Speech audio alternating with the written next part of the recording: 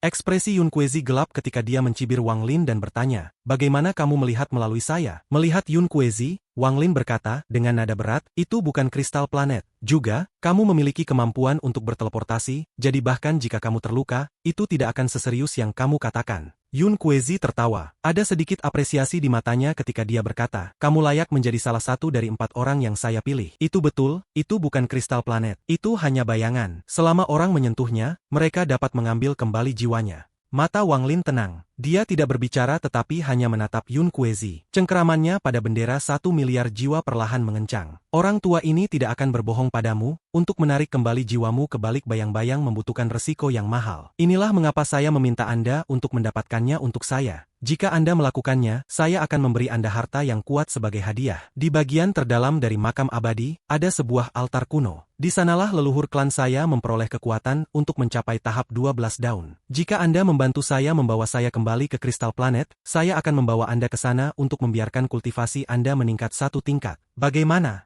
Kata Yun Kuezi dengan nada berat. Wang Lin merenung. Yun Kuezi tampak sedikit cemas saat dia dengan cepat berkata, "Wang Lin, cepat pergi ambil kristal planet, jangan memaksaku untuk bertindak. Kamu tahu aku tidak ingin membunuhmu." Wang Lin menatap Yun Kuezi dan berkata, "Dan jika kamu melanggar janjimu, beri aku metode sebenarnya untuk menggunakan topi jerami sebagai jaminan." Wang Lin masih memiliki topi jerami yang diberikan Yun Kuezi, namun topi jerami berisi banyak batasan dan itu sangat rumit, jadi tanpa metode yang tepat, dia tidak bisa melepaskan kekuatan penuhnya. Mata Yun Kuezi bersinar. Dari sudut pandangnya, tidak ada cara bagi Wang Lin untuk melarikan diri, sehingga yang bisa dilakukan Wang Lin hanyalah mengikuti perintahnya. Jadi dia mengambil batu giok, mengisinya dengan informasi dan melemparkannya ke Wang Lin. Wang Lin tidak terburu-buru saat dia melihat batu giok. Setelah memastikan bahwa itu asli, ia menyingkirkannya, mengelilingi dirinya dengan bendera 1 miliar jiwa dan terbang ke arah menara di tengah. Dalam sekejap mata dia tiba di sebelah Suzaku pertama. Dia memandang penguasa planet yang dulu, memperhatikan bayangan ini dan akhirnya mengalihkan pandangannya ke kristal planet. Dia berdiri di samping cahaya ungu, tapi anehnya, tidak ada bayangan sama sekali. Mata Yun Kuezi bersinar dan dia dengan cepat berkata, "Letakkan tanganmu di atasnya dan sebutkan namaku. Jangan bertindak bodoh, atau aku akan membunuhmu." Wang Lin menarik napas dalam, lalu dia menundukkan kepalanya ke arah Yun Kuezi dan berkata, dengan nada berat, "Saya pernah menganggap Anda sebagai dermawan saya. Bahkan ketika saya mengetahui bahwa Anda adalah bagian dari klan abadi, saya tidak ingin menentang Anda. Saya hanya ingin meninggalkan planet Suzaku dan mencari dao saya sendiri. Senior, kamu benar-benar mengecewakanku hari ini. Saya tidak tahu apakah bayangan ini melakukan apa yang Anda katakan, tetapi saya tahu bahwa jika saya melakukan apa yang Anda katakan, saya akan segera mati." Pada saat Wang Lin mengucapkan kata-kata itu, ekspresi Yun Kuezi berubah dan dia akan menyerbu. Tapi Wang Lin mengibaskan bendera jiwa 1 miliar jiwa dan sekitarnya segera dipenuhi dengan fragmen jiwa. Pada saat yang sama Wang Lin dengan cepat mundur dan dengan raungan, semua fragmen jiwa dari bendera jiwa diarahkan ke bayangan Suzaku pertama. Pada saat ini serangkaian suara berderak datang dari kursi tempat Suzaku pertama duduk. Dan pada saat yang sama, tawa keluar dari dalam bayangan dan cahaya merah mulai menyala darinya seperti orang gila. Bayangan itu segera hancur dan lelaki tua itu dengan cepat berjalan keluar. Monyet di bahunya yang bahkan lebih cepat, menyerbu Yun Kuezi. Ekspresi Yun Kuezi menjadi suram dan dia berhenti. Tangannya bergerak dan satu persatu, tato emas muncul dari kehampaan dan berputar di sekelilingnya. "Anak kecil, segel milikmu itu cukup bagus. Menggunakan aura dari orang mati ini bersama dengan kultivasi Anda sendiri, Anda menciptakan segel bayangan untuk menyegel saya. Segel bayangan seperti ini sangat langka, bahkan di zaman kuno. Bagi Anda untuk dapat mengendalikan itu tidak mudah. Jika tubuh asli Tuan ada di sini, itu akan dihancurkan hanya dengan satu pukulan, tapi ini hanya sepotong akal ilahi Tuan yang memiliki tubuh, sehingga Anda dapat menjebak saya untuk sementara waktu. Untuk dapat melakukan ini dalam hidup Anda sudah sangat baik, kamu bisa sesumbar tentang itu di kehidupanmu selanjutnya." Mata lelaki tua itu mulai merah. Yun Kuezi mendengus dan tato di sekitarnya keluar. Sasarannya bukan orang tua tapi monyet kecil. Yun Kuezi berteriak, "Boneka belaka. Selama aku menghancurkan di mana indera ilahi itu tersembunyi, maka tidak peduli seberapa kuat tubuh aslimu, kamu tidak akan bisa sampai di sini sekarang." Ketika akal ilahi Wang Lin menyebar, dia melihat bayangan di belakang Ye Wuyou. Ketika dia menemukan dirinya di sebelah cahaya ungu dan tidak melihat bayangan dirinya, dia merasa itu aneh dan memutuskan untuk mengambil risiko. Jika dia gagal, dia akan segera masuk manik untuk bersembunyi. Dia percaya bahwa Yun Kuezi tidak berbohong tentang efek bayangan kristal planet, tetapi harga untuk mengekstrak sepotong jiwa adalah hidup seseorang. Kalau tidak, Yun Kuezi pasti sudah mendapatkannya sendiri alih-alih menunggu. Bahkan jika orang ketiga bukan Wang Lin, dia masih akan memaksa orang itu untuk mendapatkan potongan jiwa. Pada saat pria tua itu keluar, Wang Lin mengibaskan bendera jiwa. Fragmen jiwa mengelilinginya dan dia dengan cepat mundur. Apakah itu orang tua yang dikendalikan Tuo Shen atau Yun Kuezi? Mereka bukan orang-orang yang mau diganggu Wang Lin saat ini. Dia sudah mengkonfirmasi bahwa kristal planet tidak ada di sini, jadi dia hanya bisa dengan cepat pergi. Tetapi tepat pada saat ini, istana tiba-tiba bergetar. Getaran ini sangat ganas, seolah-olah langit dan bumi diguncang. Pada saat ini retakan mulai muncul di menara. Runtuhnya kristal planet telah dimulai. Dari dasar menara, sebuah retakan muncul dan bergerak lurus ke atas. Akhirnya, celah itu mencapai puncak menara dan tiba di tahta Suzaku pertama. Pada saat ini dengan suara berderak, singgasana yang diduduki Ye Wuyou tiba-tiba jatuh. Adapun tubuh Ye Wuyou dengan getaran dari retakan, itu berubah menjadi debu dan menghilang, mata Wang Lin menyusut. Pada saat ini bukan hanya dia, tetapi Yun Kuezi, orang tua itu dan monyet kecil itu semua berhenti berkelahi dan menatap ke tempat Ye Wuyou berubah menjadi debu. Kristal putih seukuran kepalan tangan melayang dari debu yang merupakan tubuh Ye Wuyou. Ketika Wang Lin melihat kristal putih, dia segera merasakan koneksi ke jiwanya. Kristal planet. Yun Kuezi menarik napas dalam dan menyerbu keluar, tapi monyet kecil itu bahkan lebih cepat saat menyerbu orang tua itu. Pada saat ini Wang Lin tidak cukup dekat dan dia tidak bisa lebih cepat dari mereka, jadi dia mengepalkan giginya, mengelilingi dirinya dengan bendera jiwa dan menyerbu menuju lorong di dekatnya. Wang Lin tahu bahwa dengan kekuatannya saat ini, dia bukan tandingan Yun Kuezi maupun yang dimiliki orang tua Tuo Shen. Bahkan jika dia berhasil mendapatkannya, dia tidak akan punya waktu untuk mengambil bagian jiwanya dan hanya akan mengundang bencana pada dirinya sendiri. Sambil menghela nafas, Wang Lin dengan cepat terbang menuju koridor. Orang tua itu lebih dekat. Dengan kilat, dia meraih kristal dan tertawa. Hari Master Bebas ada di hadapanku. Namun tepat pada saat dia meraih kristal itu, ekspresinya tiba-tiba berubah, tawanya berhenti dan dia memperlihatkan ekspresi tidak percaya. Tepat ketika dia akan melepaskan kristal, tubuhnya bergetar dan kemudian mulai melebur menjadi untaian gas yang memasuki kristal putih. Ini semua terjadi dengan sangat cepat. Dalam sekejap mata, lelaki tua itu pergi. Satu-satunya yang tersisa adalah gumpalan cahaya merah yang dengan cepat menyatu dengan monyet kecil. Monyet kecil itu tertawa. Kekuatannya tiba-tiba meningkat. Kekuasaannya sekarang sama dengan Zhu Kuezi, dia memiliki kekuatan seorang kultivator ascendan tahap akhir. Meskipun monyet itu sangat dekat dengan kristal, dia ragu-ragu sebentar dan tidak menjangkau. Pada saat ini Yun Kuezi tiba dan mengulurkan tangan, tetapi dia segera mengeluarkan erangan yang menyakitkan ketika gas putih muncul di tubuhnya. Dia dengan cepat melepaskan kristal itu dalam ketakutan. Untungnya dia tidak menyentuhnya secara langsung, atau dia tidak akan bisa lepas dari nasib buruk. Perubahan ini terjadi tanpa peringatan apapun, menyebabkan Yun Kuezi dan monyet kecil itu terjebak dalam posisi yang sulit. Tepat pada saat ini kristal putih tiba-tiba mengeluarkan dengungan dan menyerbu ke arah Yun Kuezi. Ekspresi Yun Kuezi berubah dan dia menghindarinya. Kristal planet menyerbu melewati Yun Kuezi dan menuju Wang Lin. Mata Wang Lin menyala. Dia melihat apa yang terjadi pada orang tua itu,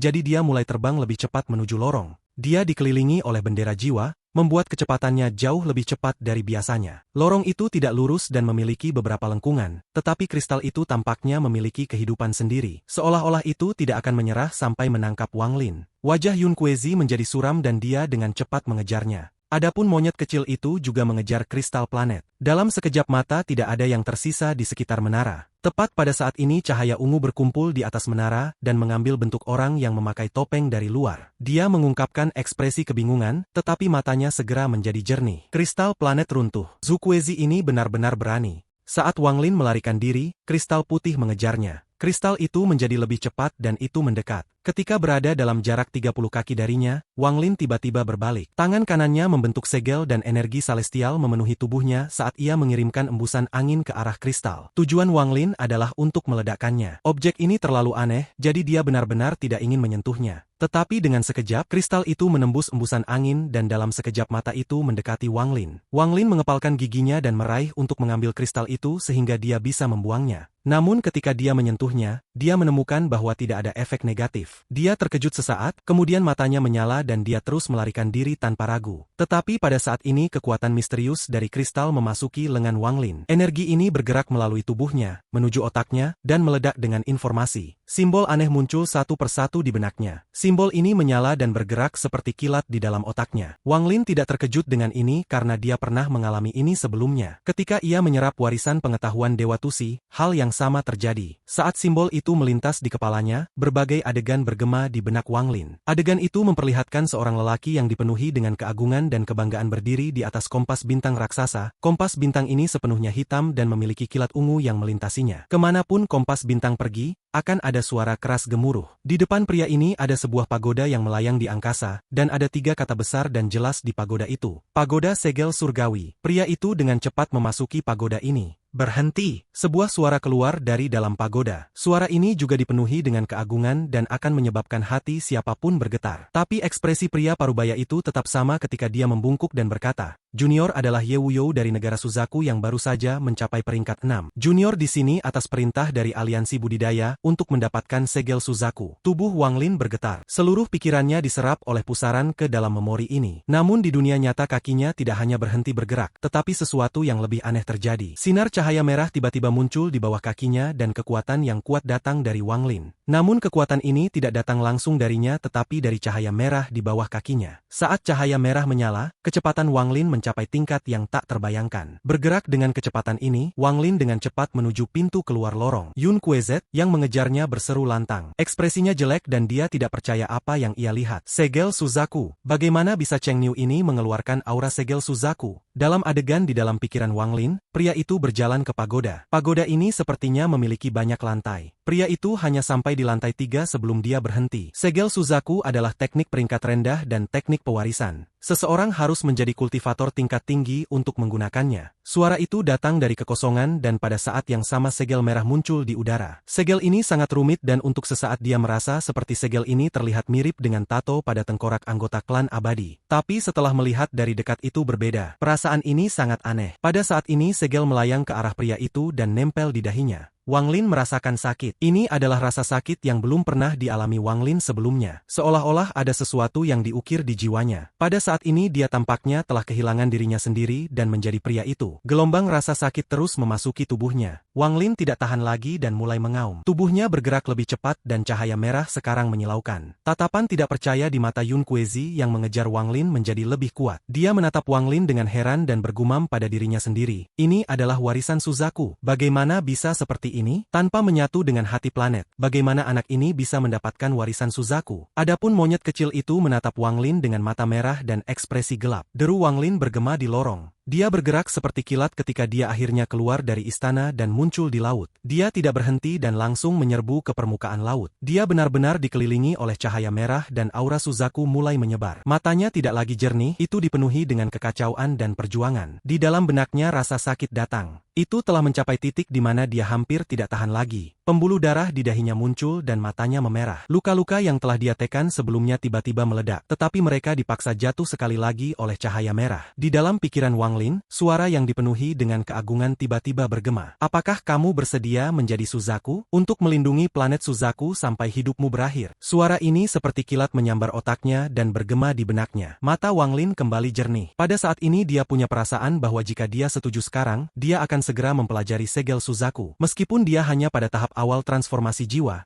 dengan segel Suzaku, dia bisa melawan para kultivator ascendant. Wang Lin menjawab dalam benaknya, aku tidak mau. Tujuan Wang Lin bukan untuk tetap di sini dan menjadi Suzaku berikutnya. Begitu dia menjawab, dia mendengar desahan di benaknya. Cahaya merah tiba-tiba menjauh dari tubuhnya dan berkumpul di kristal di tangan kanannya. Seiring dengan cahaya merah, simbol juga meninggalkan Wang Lin seperti banjir. Seolah-olah mereka tidak pernah ada di sana. Selama waktu ini Wang Lin dengan cepat berteriak dalam hatinya, sepotong jiwa, satu kehidupan, seumur hidup. Suara itu keluar dari kekosongan sekali lagi. Namun kali ini simbol aneh muncul di pikiran Wang Lin dan melepaskan cahaya aneh. Ketika dia merasakan simbol ini, Wang Lin mengerti. Untuk mengambil bagian jiwa Anda dari kristal planet, seseorang harus menukar nyawa untuk itu. Satu-satunya cara lain adalah menunggu potongan jiwamu diserap oleh salah satu makhluk hidup itu, dan kemudian bertarung untuk itu. Namun untuk menemukan bagian jiwa Anda sendiri di antara kumpulan jiwa yang tak berujung di makam Suzaku adalah sesuatu yang tidak bisa dipaksakan. Itu tergantung pada keberuntungan seseorang. Pada saat ini tubuh Wang Lin keluar dari laut. Yun Kuezi mengikuti di belakangnya dan untuk monyet kecil yang dirasuki Tuosen, lenyap tanpa jejak. Ketika Wang Lin keluar dari laut, dia sudah mendapatkan kembali kendali. Dia sekarang tahu bahwa Naduo berbohong. Kristal ini tidak ada hubungannya dengan Ji-Realm, apalagi membiarkannya berkembang. Pada saat ini dia tidak memiliki penyesalan saat dia melempar kristal dan berteriak, itu adalah kristal planet. Dia tidak hanya melemparkannya ke sembarang orang, tetapi di tempat Liu Mei dan Qian Feng berada. Mereka berdua sudah menunggu. Ketika mereka melihat Wang Lin dan teman-temannya muncul, Qian Feng hendak menggunakan harta yang diberikan Zhu Kuezi padanya, tapi kemudian dia melihat Wang Lin melemparkan cahaya putih ke arah mereka. Matanya menyala dan dia tidak segera pergi untuk menangkapnya. Namun ia segera menyesalinya saat melihat Yun Kuezi terbang melewati Wang Lin dan menyerbu ke arah kristal. Qian Feng mengepalkan giginya. Tanpa sepatah kata pun dia membuka tasnya dan mengeluarkan boneka perunggu. Ada banyak lubang hitam pada boneka perunggu dan setiap lubang memancarkan cahaya hitam. Setelah mengambil harta ini, tangan Qian Feng dengan cepat membentuk segel. Wajahnya menjadi merah dan dia mengeluarkan seteguk darah yang mendarat di boneka perunggu itu. Boneka perunggu itu menyerap semua darah. Kemudian ia mulai memancarkan cahaya merah dan hitam dan kemudian lingkaran ungu muncul di atas kepalanya. Yun Kuezi berhenti, lalu dengan muram dia menatap boneka perunggu itu. Yun Kue berkata, dengan nada berat, Zhu Kuezi. Pada saat dia mengatakan kata-kata itu, tubuh Qian Feng mulai bergetar dan helai cahaya putih keluar dari lubangnya tanpa kendali. Cahaya ini diserap oleh boneka perunggu. Mata Qian Feng dipenuhi dengan rasa takut. Dia mengangkat tangan kanannya yang memegang sepotong batu giok dan menghancurkannya. Kekuatan misterius datang dari dalam batu giok dan menjatuhkannya. Helai cahaya putih segera hancur dan sebagian kecil dari mereka kembali ke tubuhnya. Boneka perunggu itu menyerap banyak cahaya putih dan kemudian melebur ke dalam kolam perunggu cair. Namun perunggu itu sepertinya mendidih ketika helaian gas merah keluar dan mengambil bentuk Zhu Kuezi. Zhu Kuezi saat ini tidak lagi tua tetapi diisi dengan lebih banyak kehidupan. Junior Salut, game ini sekarang telah memasuki klimaksnya. Orang tua ini menggunakan kehidupan Qian Feng untuk mengambil bentuk di sini sehingga kita bisa memiliki reuni yang baik. Saat dia berbicara dia melambaikan tangan kanannya dan kristal putih terbang ke tangannya seperti kilat. Zhu Kuezi mendorong kristal ke dahinya dan menyatu dengan tubuhnya. Ekspresi Yun Kuezi suram dan melambaikan tangannya. Satu demi satu tato muncul dan aura yang mereka berikan sangat mengejutkan. Zhu Kuezi tertawa, lalu dia bergerak dan tubuhnya mengeluarkan sejumlah besar kabut merah. Kabut ini bergerak dengan keras dan mengelilingi Yun Kuezi serta semuanya dalam radius 5 km. Di dalam kabut merah, gelombang kejut mantra bisa dirasakan. Pertempuran antara Zhu Kuezi dan Yun Kuezi dimulai sekarang. Namun tidak ada yang bisa melihat pertempuran dengan jelas karena ditutupi oleh kabut merah. Zhu Kuezi tidak menyadari bahwa ketika kabut merah menyebar, monyet kecil itu telah masuk dan menghilang tanpa jejak. Pada saat ini di luar kabut merah,